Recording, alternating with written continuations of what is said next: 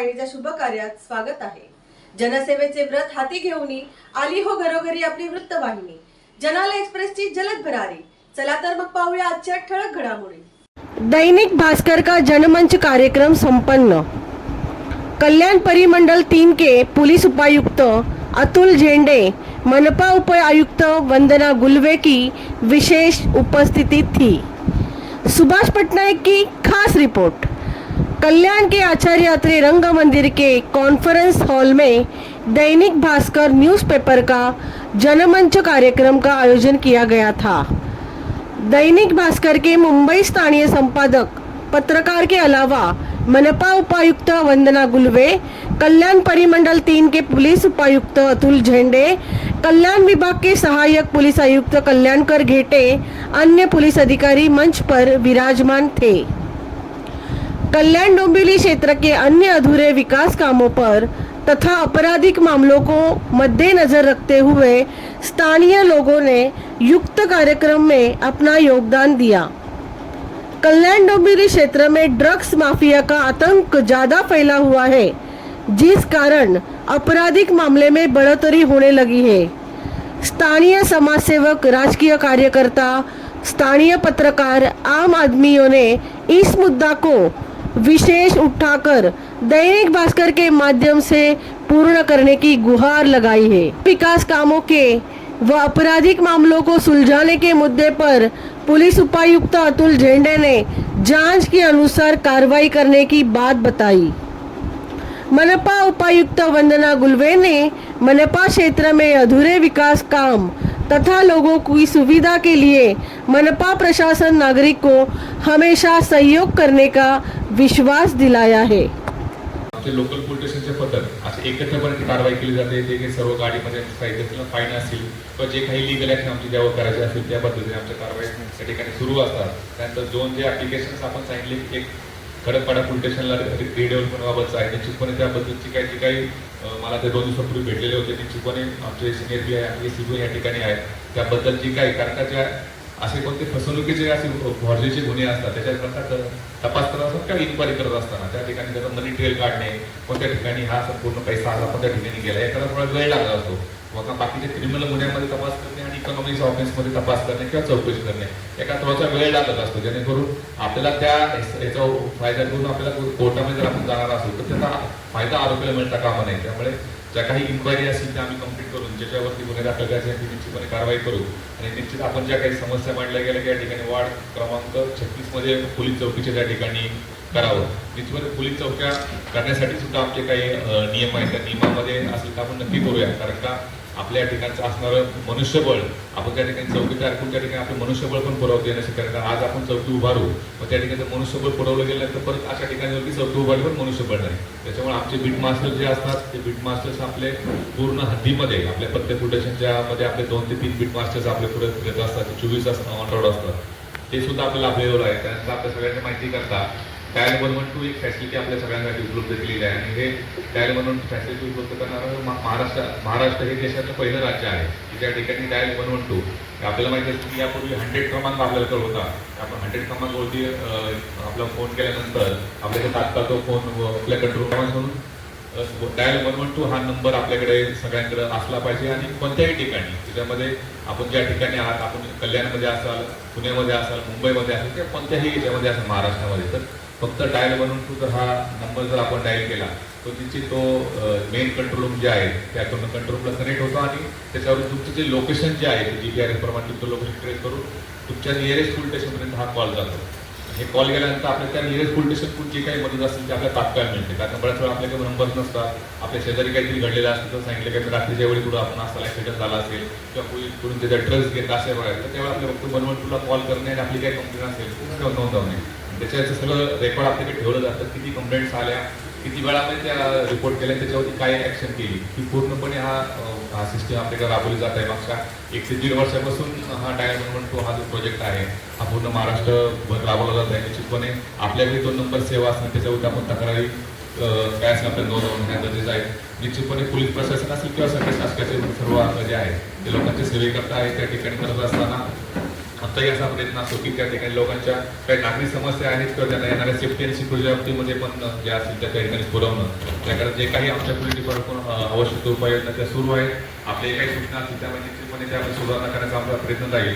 आणि आज या ठिकाणी दैनिक भास्करनी हे जे जर्मनचं आयोजन केलेलं आहे त्याबद्दल त्यांचे आभार व्यक्त करतो. पुढे मला एक मीटिंगचं शेड्यूल असल्यामुळे मला जावं लागतं, त्याबद्दल ती थोडी दिलगिरी व्यक्त करतो. आमचे अधिकारी या ठिकाणी थांबून आपल्या काही सूचना ज्या आमच्या विभागाच्या संबंधित नोट करतील आणि त्याच्यावरती जी काही कारवाई असेल आपल्या याच्या नियमाप्रमाणे निश्चित करू आणि त्याबद्दलचीही आपल्याला माहिती देऊ. आपण सर्व या ठिकाणी आलात आणि आपल्या सर्व त्याबद्दल आपले आभार. धन्यवाद. त्यांची खरेदी हे सगळं करत चालत असतात. हे जर का तिथे नसेल तर ह्या गोष्टी म्हणजे मला असं म्हणायचं ह्याच्यामध्ये तुम्ही म्हणताय तो प्रश्न बरोबर आहे, ते अनधिकृत आहे, त्यांच्यावरती कारवाया पण होतात, पण तिथेच का बसतात? कारण की हे युनिट आहे. मी बोलते आता, मला पण मी बोलते ना, माझं म्हणणं होऊ द्या. हां, जिथे जिथे हे फेरीवाले आहेत तुम्हाला दिसतील, हे गर्दीच्या ठिकाणी असे अकोमोडेट झालेले असतात जिथे आपल्या दाट वस्ती क्षेत्र आहे, जिथे आपले स्टेशन परिसर आहेत, तिथे तुमचे बस स्टँड आहेत, तिथे तुमचं मोठं मार्केट एरिया आहे आणि तिथे ती लोकांची गरज असल्याने सुद्धा याच्यासाठी फेरीवाल्यांच्या उपजीविकेसाठी कायदा केलेला आहे. पालिकेने सुद्धा फेरीवाला क्षेत्र निश्चिती करून त्याच्या संदर्भातली कारवाई सुरू केलेली आहे. त्याची इलेक्शनची प्रोसिजर आहे. टाउन पेंडिंग कमिटी जी आहे ती गठीत केलेली आहे. स्वाती देशपांडे मॅडम आता विभागाच्या उपायुक्त आहेत. त्याच्यामध्ये फेरीवाल्यांचे प्रतिनिधी आहेत, लोकप्रतिनिधी आहेत, शहरातील अनेक मान्यवर लोक त्याच्यामध्ये असतात आणि हा एक लोकशाही पद्धतीने निर्माण झालेली ही कमिटी असते. त्याच्यामध्ये आपल्याला ही फेरीवाल्यांची क्षेत्र मगाशी हा विषय आला होता, म्हणजे या विषयाला जोडून आलाय म्हणून मी त्याचा पुन्हा एकदा संदर्भ इथे सांगू इच्छिते की हे मांडणार कार्यक्रम जिथे जर एक बांधकाम परवानगी दिली असेल तर त्याला बाधित न करता दुसऱ्याला तुम्ही लाभ द्या. हे करत असताना कायद्याचं आपल्याला बंधन आहे. MDCPR आता नव्याने लागू झालेला आहे. महानगरपालिका अधिनियमाच्या तरतुदीनुसार महानगरपालिकेचं काम चालतं. पण तुमची जी सूचना आहे की एखाद्याला रिलॅक्सेशन देताना किंवा एखादा बेनिफिट देताना दुसऱ्याला त्याचा त्रास होऊ नये अशा पद्धतीची जी सूचना आहे. आपली एखादी स्पेसिफिक ठिकाणची असेल तर ती निदर्शनास आणा, ही आयुक्त महोदयांना आणि नगररचना विभागाला सुद्धा निदर्शनास आणून दिली जाईल. फेरीवाल्यांच्या बाबतीमध्ये हे कसं आपण दररोज वैयक्तिक कामं करतो ना तशा पद्धतीचं आहे की एकदा करून होणार नाही. कचरा एकदा उचलून होत नाही. फेरीवाल्यांना एकदा हे करून होत नाही की नियंत्रणाची कारवाई असते. हे आपलं इंडिया आहे ना, डेव्हलपिंग कंट्री आहे. आपण विकसित देश नाही आहोत. आपल्याला वारंवार सांगावं लागतं सिग्नल तोडलं 200 रुपये, सिग्नल तोडलं 500 रुपये दंड आहे. तरी आपण कधीतरी आपल्याला दिसतं का लागतं आपल्याला एवढ्या वर्षांनंतर त्याची गरज. कारण रेग्युलेशन जे आहे आपण एकदा सांगून किंवा सूचना लिहून आपण ऐकणार नाही आहेत. म्हणजे आपण म्हणजे ॲज अ नागरिक, मी पण अधिकारी म्हणून नाही म्हणत, आपण नागरिक म्हणून आपल्यामध्ये ही टेंडन्सी आहे. असं फेरीवाल्यांच्या बाबतीत पण आहे. आपण म्हटलं की हे इलिगल आहे, तिथे बसू नका, पण त्याचा जिथे जर व्यवसाय होणार ती व्यक्ती तिथेच बसणार. त्याच्यामुळे हे महानगरपालिकेला वारंवार करावं लागतं. ठीक आहे, आपण म्हणतात ते मी डिनाय करत नाही, अशा काही गोष्टी घडतील. कारण का जर एका ठिकाणी जर काही लोक तिथे काही काळासाठी स्थिर झाले किंवा इकॉनॉमिक तिथे काही गोष्टी घडत असतील, एखाद्याचा व्यवसाय होत असेल, कोणाला लाभ होत असेल, तुम्ही म्हणता तसं तथ्य पण त्याच्यामध्ये असू शकतं. त्याच्यासाठी मी उपाय तुम्हाला आधीच सांगितला की याच्यासाठी स्वतंत्र यंत्रणा आहे, वेगळा विभाग आहे आणि त्याच्या पलीकडे तुम्हाला आमच्या मार्फत द्यायचं असेल तक्रारी द्या, आम्ही उपलब्ध करून दिलेला आहे. त्याबद्दल प्रशासकीय पोलीस अधिकारी म्हणून मी सर्वप्रथम त्यांचा आभार मानतो.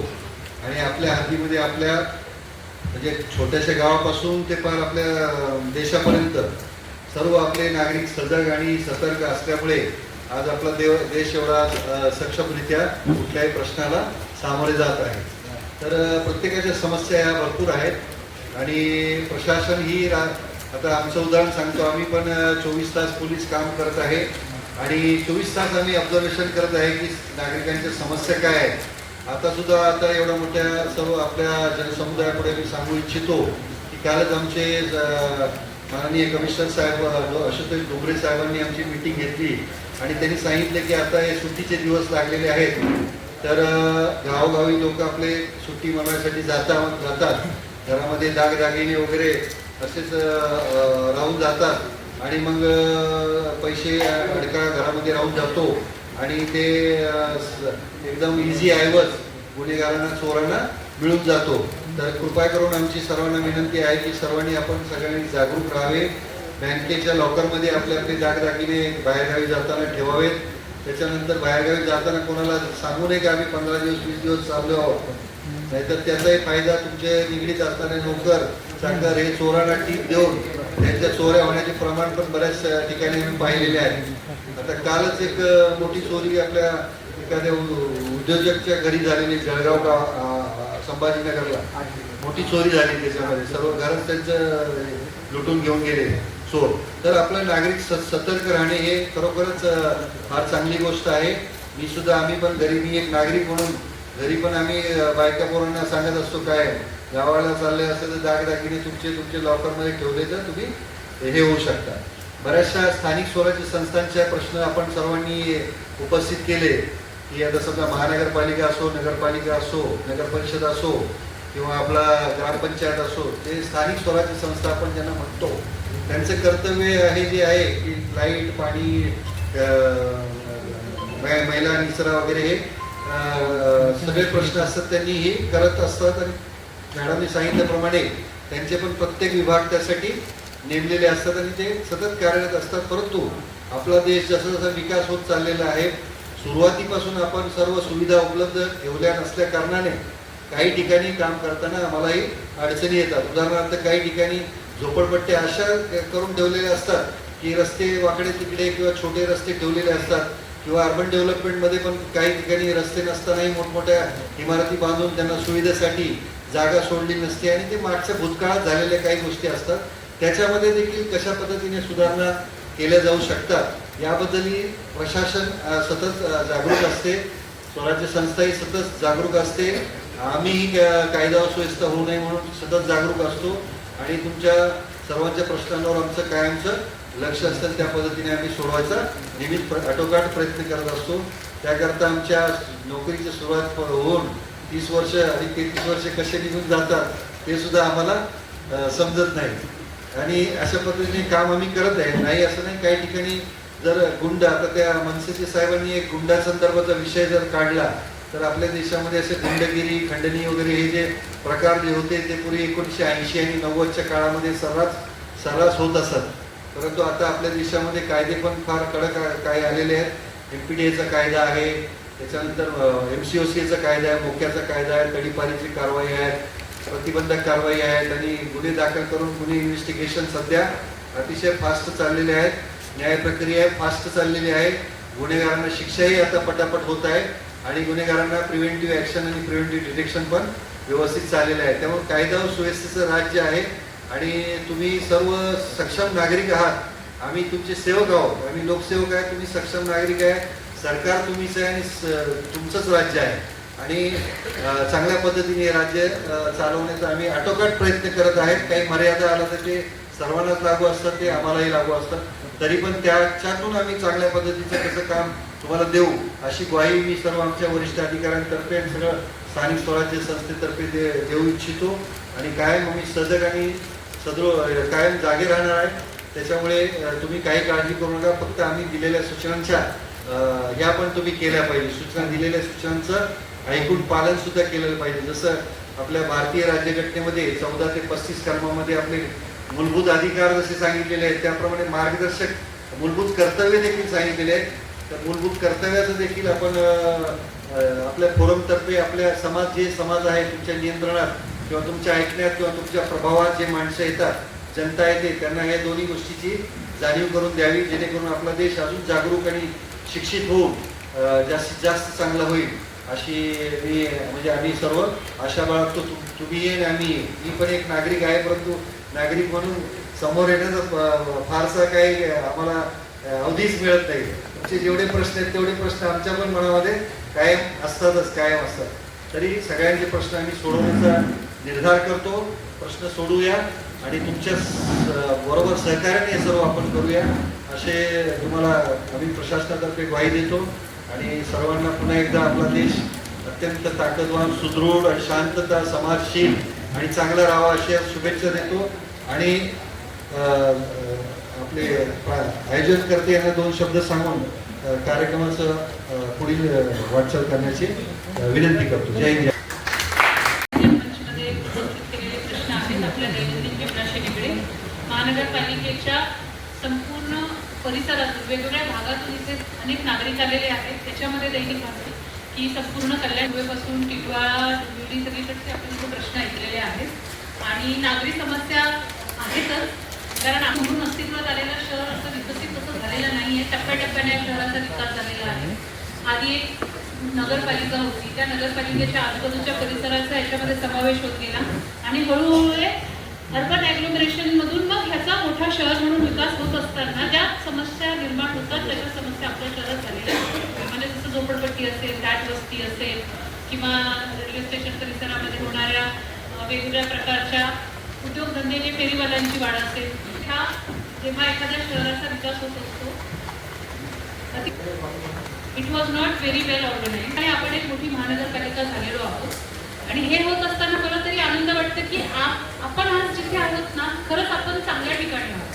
म्हणजे आजपासून कल्याण डोंबिवली महापालिका आणखी एक म्हणजे जेव्हा आपण त्यांच्यावरती मात करत करत एक चांगलं शहर, चांगल्या सुविधा निर्माण करण्याचा प्रयत्न सगळेजण करत आहोत. मला असं हे नाही म्हणायचं आहे की जे काही आपण मांडले ते प्रश्न सगळ्या 100% आजच सुटतील ते कुणीच करू शकत नाही.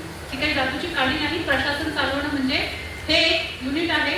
आपल्याला अधिकतम सेवा द्यायच्या आहेत, स्टिप्युलेटेड टाइम पिरियडमध्ये द्यायच्या आहेत, अधिकतम तक्रारी सोडवायच्या आहेत, त्या पण लवकरात लवकर सोडवायच्या आहेत आणि लोकांचं जगणं कसं सुकर होईल हा आज या राज्याच्या मुख्यमंत्र्यांपासून ते आमच्या कल्याण डोंबिवली महानगरपालिकेच्या आयुक्तांपर्यंत आणि म्हणून पर्यायाने आमच्यापर्यंत प्रत्येकाचाच प्राथमिकतेचा विषय आहे की इथे राहणाऱ्या नागरिकांचं जीवनमान कसं सोयीस्कर होईल, सुखकर होईल, is of living, is of doing business, ह्या छोट्या छोट्या आपल्याला सातऱ्यांनी ज्या गोष्टी मांडल्या बऱ्यापैकी मगाच्या बोलताना मी त्या सांगितलेल्या आहेत. पण हे वीज कनेक्शन बद्दल बोलले गेले की रेल्वे स्टेशन परिसरामध्ये लिंबू पाणी, वडापाव वगैरे वगैरे फूड ॲडल्ट्रेशनचा विषय आहे. तर हे ॲडल्ट्रेशनसाठी महानगरपालिका काम करत नाही. त्याचा स्वतंत्र फूड अँड ड्रग विभाग आहे. त्यांच्याकडे ही गोष्ट पोहोचवण्यासाठी जो काही पाठपुरावा करावा लागेल त्याची मी इथे हमी देते. महानगरपालिकेच्या परवाना विभागामार्फत खाद्यगृहांची तपासणी दरवर्षी होणं अपेक्षित आहे. त्याच्या बाबतीत संबंधित विभागाला सूचना या माध्यमातून दिल्या जातील. तर संवेदनशीलता वाढण्याला मदत होणार आहे. त्यामुळे काही असं वावगं नाही आहे आणि चांगल्या सुविधा आपल्या सगळ्यांना मिळणारच आहे. याच्या पलीकडे जाऊन मला सांगावं वाटते की ठीक आहे, आपण आज इथे छान एका मोठ्या फोरमवरती भेटलो आहोत जे की लोकशाहीचा चौथा स्तंभ आहे मीडिया, आणि याच्या माध्यमातून हे ऑर्गनाईज झाले आणि सर्व स्तरातून इथे नागरिक उपस्थित आहेत. त्यांना सर्व सामान्य नागरिकांना आणि म्हणजे प्रत्येक फोरमला आहे, म्हणजे महिला असू दे, वृद्ध असू दे, कुणीही तिथे येऊ शकतं. जनता दरबार प्रत्येक महिला महोदय स्वतः ॲड्रेस करतात आणि वैयक्तिक स्वरूपाच्या तुमच्या परिसराच्या काही अडचणी असल्या बऱ्याचशा तक्रारी आम्ही प्रत्येक महिन्याच्या चौथ्या मंगळवारी, दुसऱ्या मंगळवारी त्या अटेंड करत असतो. अशाच पद्धतीने आपल्याकडे PG पोर्टल आपले सरकार हे पोरंत शासनाने उपलब्ध करून दिलेले आहेत. आपण त्याच्यावरती सुद्धा उपलब्ध आहोत. तक्रारीसाठी तुम्हाला प्रत्येकाला महानगरपालिकेकडे येण्याची गरज नाही. आपण आपल्या घरातून ऑनलाईन तक्रार देऊ शकता आणि त्या तक्रारीचा आपल्याला फॉलोअप सुद्धा मिळतो. याशिवाय महानगरपालिकेने केअर पोर्टल चालू केलेलं आहे. त्या केअर पोर्टलवरती संबंधित विभागांना आपण डायरेक्ट तक्रारी पाठवू शकता. या पलीकडेही जर आपल्या तक्रारी घडणे झालं तुम्ही म्हटलं की जनता दरबार आहे, आपण आयुक्त महोदयांना केव्हाही त्याच्यातून आपल्या व्यथा मांडू शकता. त्यावरही प्रत्येक अधिकारी हा त्याच्या दैनंदिन कामकाजाची जबाबदारी सांभाळून आपल्या व्यथा ऐकून घेण्यासाठी, आपल्या तक्रारी सोडवण्यासाठी कटिबद्ध आहे. म्हणजे माझ्यासारखे सगळे उपायुक्त, सहाय्यक आयुक्त, आमचे अतिरिक्त आयुक्त महोदय, आयुक्त महोदय, शहर अभियंता, सर्व कार्यकारी अभियंता, नगर रचनाचे अधिकारी, हे तसेच वैद्यकीय अधिकारी असतील, तर हे सगळेजण कटिबद्ध आहेत. त्याच्यामुळे आपण केव्हाही या तक्रारी आमच्याकडे मांडल्या तर त्याच्याबद्दल योग्य कायदेशीर मार्गाने त्या सोडवण्याचा प्रयत्न नक्कीच केला जाईल. त्यामध्ये ओव्हरहेड काम चालू आहे आणि ट्रॅफिक पण तिथेच आहे, रिक्षा पण तिथूनच जात आहेत. खूप चांगली सूचना आहे, परंतु तिथे जागेच्या अभावामुळे कसं हे अंमलात आणता येईल तर सर्व विभागांच्या एकत्रित बैठकीमध्ये माननीय आयुक्त महोदय असतील, रेल्वेचे असतील किंवा MMRDA असतील किंवा अजून कोण तिथे संबंधित यंत्रणा आहेत, त्या सर्वांच्या एकत्रित बैठका ह्या ते नेमाने महानगरपालिका प्रशासनामार्फत आयोजित केल्या जातात. एक प्री मान्सूनची बैठक अशी आत्ताच मागच्या आठवड्यामध्ये आयुक्त महोदयांच्या अध्यक्षतेखाली पार पडलेली आहे आणि आणि त्या बैठकीचा परिणाम म्हणून जे खरंच त्यांच्या प्रभागामध्ये ऍक्टिव्ह असतील त्यांना कळेल की नालेसफाईच्या बाबतीत म्हणजे फक्त आमच्या अधिकारी कर्मचाऱ्यांनीच नाही तर ठेकेदारांनी सुद्धा यावर्षी धसका घेतला. मी एवढं जबाबदारीने बोलते कारण काल स्वतः मी त्याचा आढावा घेतलेला आहे. प्रभाग समिती 2चं प्री मान्सूनचं पालक अधिकारी म्हणून सरांनी मला दिलेला आहे तो वॉर्ड. यावर्षी प्री मान्सूनसाठी प्रत्येक आपत्कालीन कालावधीसाठी प्रत्येक वॉर्डसाठी महानगरपालिकेच्या 10ही प्रभागांसाठी एक उपायुक्त तिथे नियुक्त केलेला आहे की पावसाळ्याच्या कालावधीमध्ये एखादी आपत्ती ओढवली, एखाद्या वॉर्डमध्ये काही दुर्घटना घडली तर त्याच्यामध्ये क्विक रिस्पॉन्स ही आमची प्रायोरिटी असणार आहे. आणि या क्विक रिस्पॉन्ससाठी जे काही करणं आवश्यक आहे ते अतिशय ऑर्गनाइज पद्धतीने आयुक्त महोदयांनी त्याचा आम्हाला एक फॉर्म्युला दिला आहे की जे आमचे सगळे विभाग इथे मुख्यालयात आहेत ते सगळे विभाग म्हणजे पाणी पुरवठा असेल, जलनिस्सारण असेल, घनकचरा असेल, इलेक्ट्रिक सप्लाय असेल, हे जे काही विभाग इथे महानगरपालिकेमध्ये आहेत याचा एक संपर्क प्रमुख डेडिकेटेड हा वॉर्ड लेवलला उपलब्ध असणार आहे. म्हणजे एक उपायुक्त, त्या प्रभागाचा सहाय्यक आयुक्त तो आहेच इन्सिडेंट कमांडर, प्रत्येक आपत्तीसाठी जबाबदार. त्याच्या अंडर त्याच्या विभागातले लोक जे आहेत प्रभागातले ते तर आहेतच, परंतु मुख्यालयातले म्हणजे अगदी अग्निशमन असेल, बांधकाम असेल, पाणी पुरवठा या सर्व विभागांचा एक डेडिकेटेड कर्मचारी अधिकारी तिथे नियुक्त असणार आहे. ही एक फार मोठी गोष्ट मला आज या फोरममधून इथे सांगावीशी वाटते. माननीय आयुक्त महोदय याच्याबद्दल फार आग्रही आहेत की आपत्कालीन कक्ष जी आहे आणि आपली रिस्पॉन्स टीम जी आहे ती तत्पर असली पाहिजे. एखाद्या प्रभागामध्ये काही घडलं तर मुख्यालयातून सूचना येण्याच्या किंवा मदत येण्याच्या वरती त्याचं रेस्क्यू किंवा लोकांना जी मदत कार्य पोहोचवायचं ते अवलंबून राहू नये. त्या विभागांना स्वतंत्र केलं पाहिजे, सक्षम केलं पाहिजे. त्यासाठी त्याची आखणी आणि त्याची नियोजनाची बैठक ही गेल्या शनिवारी पार पडली आहे. त्याच्यामध्ये विगरस बैठका घेऊन आतापर्यंत कमीत कमी 3 बैठका आपत्ती व्यवस्थापनाच्या संदर्भात आयुक्त महोदयांनी घेतल्या आहेत. आणि प्रत्येक प्रभागाला याच्यामध्ये तपशीलवार सूचना दिल्या आहेत आता की प्रत्येकाने त्याचं सादरीकरण करायचं. हे सादरीकरण करताना उपायुक्त, सहाय्यक आयुक्त आणि त्यांची जी पूर्ण टीम मुख्यालयातली जी अलाइड टीम त्यांच्यासोबत जोडली असेल ही सुद्धा इथे उपस्थित असणार आहे. त्यावेळेला आमचा प्रयत्न राहील की माध्यम प्रतिनिधी त्याच्यामध्ये आले तर म्हणजे दैनिक भास्करने पण यावं आणि इथे उपस्थित असणाऱ्या सर्व पत्रकार बंधूंनी सुद्धा त्यावेळेला यावं. आणि कारण ह्याच्यातून नागरिकांना समजणार आहे की प्रत्येक वेळेला बाबा म्हणजे कोणाला कॉन्टॅक्ट करायचं, काही झालं तर कोण कॉन्टॅक्ट पर्सन आहे. तर हे खूप चांगलं काम महानगरपालिका प्रशासनाने मला अभिमान वाटतो सांगायला की हे काम आम्ही हातात घेतलेलं आहे आयुक्त महोदयांच्या मार्गदर्शनाखाली. तर अशा पद्धतीने आपण आपल्यामध्ये सतत सुधारणा करण्याच्या प्रशासनाचा प्रयत्न आहे. महानगरपालिका प्रशासन कटिबद्ध आहे, परंतु आपण जे आहोत एक जिवंत युनिट आहोत. हे शहर जिवंत आहे, ती 24 तास चालतात, त्याच्यामध्ये अनेक क्रिया घडतात. याच्यानुसार हा भाग आहे. तर काय आपल्या समोर अडचणी येतील त्याच्यानुसार आपल्याला आपले उपाय शोधावे लागतात.